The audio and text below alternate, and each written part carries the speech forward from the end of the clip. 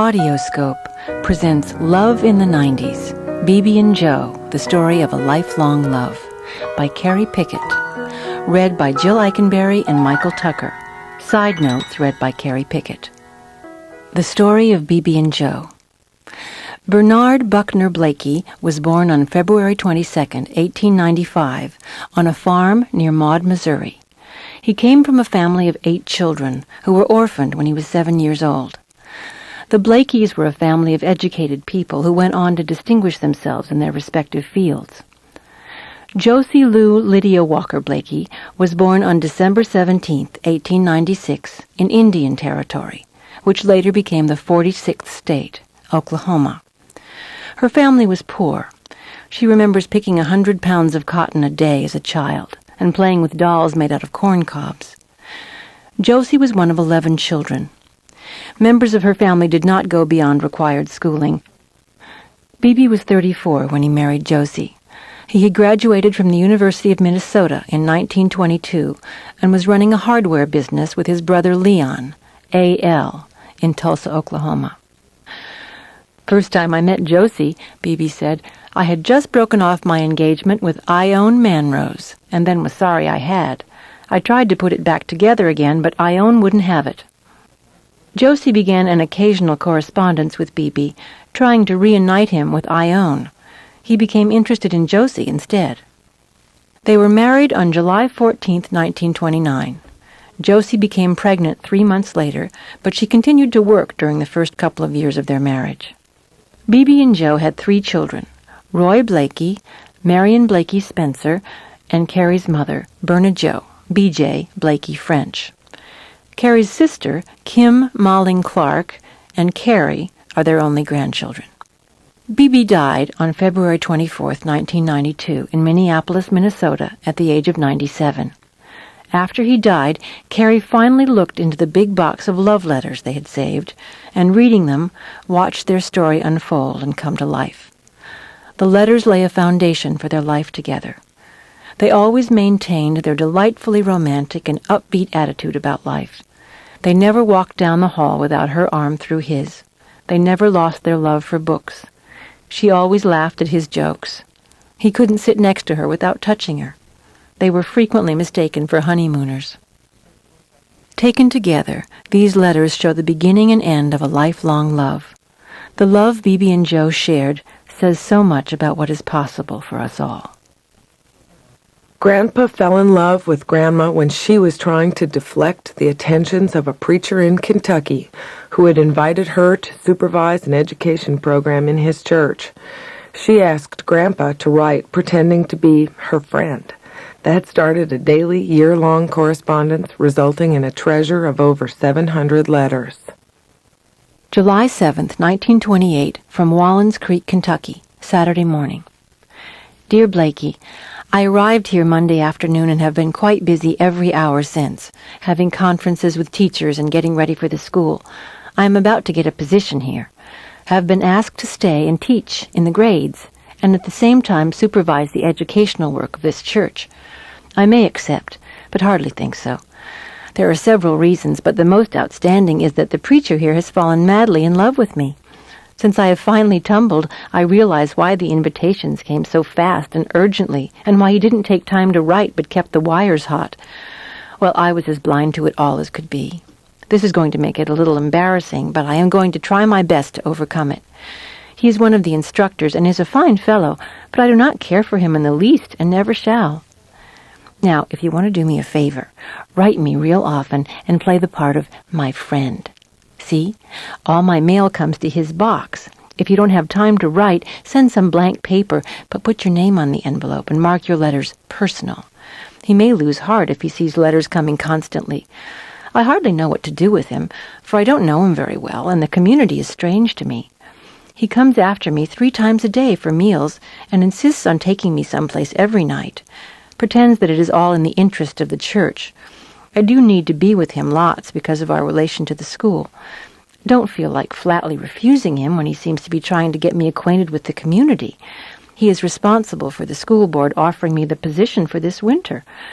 Oh, what a mess. And still I am supposed not to know a thing about his trap. Of course, he hasn't mentioned that he cares for me, but it's more plainly stated in his actions than if he told me. Haven't time to answer your questions now. Do so later. So long. Here he comes. Joe. July 10th, 1928, from Tulsa, Oklahoma. Dear Joe, you are surely leading a busy life. I'm sorry this embarrassing situation has arisen to mar your vacation school. Maybe I'd better come and help in the school and give this preacher a little competition. I'd enjoy it, provided he didn't get all the breaks. This is the first of the series of letters you'll receive in the next few weeks, so be prepared to be bored to tears, for I am a poor correspondent, and you may have to listen to a lot of humdrum stuff that will make his company seem very entertaining. There is always the wastebasket, however. Isn't that a consoling thought? Anyway, I'll put my whole name on the return card, so he won't think I'm a girlfriend. I'll not be legalistic, however, and keep count on you, and your offer of blank paper ought to hold good both ways. Very best wishes, Blakey. August 3rd, 1928, from Beulah, Colorado, Friday afternoon. Dear Blakey, I wonder if you would like a cool breeze from the Rockies. If so, just read this letter a few times. I'm sure you could not receive more enjoyment from my letters than I do from yours. The preacher tried to tell me that a daily letter was too often to write to anyone, and that they were bound to become monotonous. Well, he may know what he's talking about, but I know that I have received a great kick out of this adventure. Night-night, sweet dreams. Joe. Joe was in Missouri, packing to go to another assignment when Bebe appeared, having driven 300 miles to see her. Bebe said, I took her to dinner, and then we drove out to the Shepherd of the Hills country, where I took her chin and turned her face up and asked her to be my wife.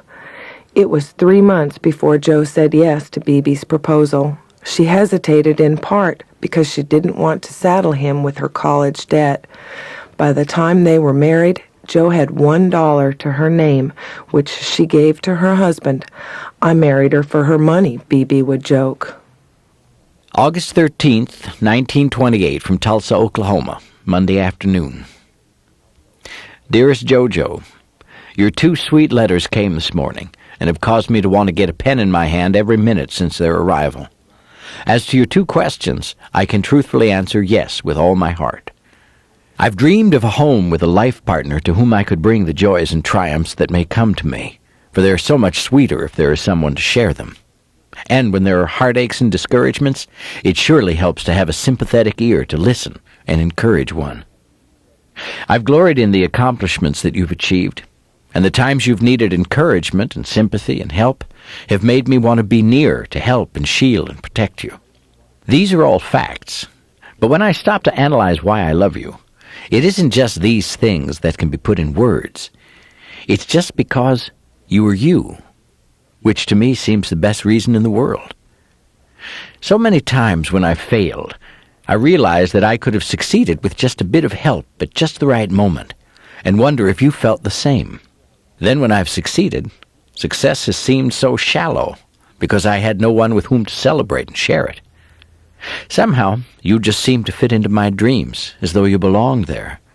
I've dreamed of a home where love made its continual abode, and its influence for good and right in my dreams seemed to spread far and wide, even across the seas.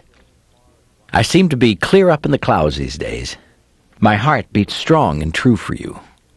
And you may have all the time you need to find the answer, for I have complete faith that you'll do all that's right and good and fine and true. It's that knowledge that makes me love you and want you for my wife. Lovingly, Blakey. October 10th, 1928, from Enid, Oklahoma. Dear Blakey, last night after I wrote your letter, I decided to sit up and wait for the Shirleys to return before retiring. They didn't come home until 11. It was the first time I have been afraid in a long, long time, but for some reason I couldn't feel comfortable. I know you will feel good when I tell you that I wished and wished for you. It just seemed as if a part of me was missing, the courageous and protecting part of me. Does this sound like I love you? I know it does, but honey, I don't care. Do you? I am beginning to realize more and more how much you mean to me, and I don't believe I could be happy without you now. I think we might as well begin to plan for the future, so when I come down, we shall do so. When would you like to be married? I'm afraid I couldn't possibly do so before next summer. I've been over an hour writing this, for I could hardly make myself tell you these things. Now I feel much better. It's been hard to write you lately, for I've been fighting to keep from telling you for fear I might change my mind. I'm sure, though, that I do love you, and I'm also sure that I shall love you more as I know you better. Must be going. With love, Jojo. September 1st, 1928, from Tulsa, Oklahoma, 7 a.m., special delivery. Sweetheart Jojo, I love you, love you. I just seem to want to tell you that over and over again. I hope it will never grow old to your ears, that it will always seem sweet to hear me say it, that it will bring memories and anticipation to your mind and an answering thrill to your heart. I want to help and encourage and protect you, to inspire and expand your ideals and services to the world. I need your help and encouragement and cooperation to make the most of my life. I need you desperately. I want you to need me and depend upon me, even as I do upon you. I want our lives to be so completely one life that we can have our joys and sorrows, our triumphs and defeats in one common store. I want that we should put our shoulders together in joint tasks to labor and grow together, that our ideals and purposes and goals shall be one, and that those ideals and purposes and goals may be Christian, that each of us may lend the other a helping hand to steady each other as we go, making allowances for the shortcomings of each of us, but helping to overcome these. Sweetheart, I can't find the words to tell you how much I care. My arms ache to go around your shoulders and hold you close to me, and feel that we are one being, to sense the fragrance of your presence, to know that you are finding pleasure in my nearness and my love for you, to know that someone needs and depends upon me, not to fail them. Dearest, there is no worse feeling than to believe that you are just not needed. I wish you could know how your letter warmed my heart when you said you wished and wished for me when you were having such a terrible time in Chicago. Now, lest I just bubble off completely, I'm just going to say I love you, love you, love you, and sign your Blakey. I've spent most of the morning reading Youth and Sex by Kirby Page. It was very helpful. From Joe's Diary, July 4th, 1929. Roy was born a year after their marriage, and Marion was born 3 years later. My mom, BJ, was Grandma's menopause baby, born 3 years after Marion. Grandma had her first 2 children in the hospital. After that, she figured she knew how to do it, and she gave birth to my mom at home in Enid, Oklahoma. July 6, 1929, from Enid, Oklahoma, Saturday morning. My true love. For some time I've known that I love you, but of late, the last week or so, it seems that I have a different feeling, a greater feeling of peace, rest, protection, absolute trust and devotion to you. I have no fear of anything in connection with our life together, and feel that I could be content anywhere and do anything for you. I feel that life would be empty without you. A feeling of horror comes over me when I even think of losing you.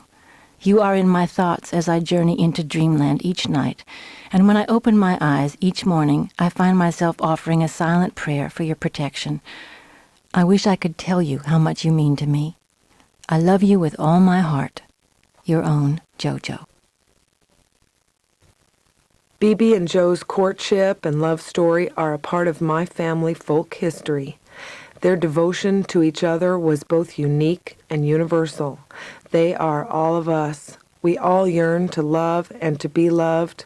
We all want our thoughts and our needs to be acknowledged by someone who cares. The love that Bebe and Joe shared shows a commitment that we all search for throughout our lives, and few of us are fortunate enough to find.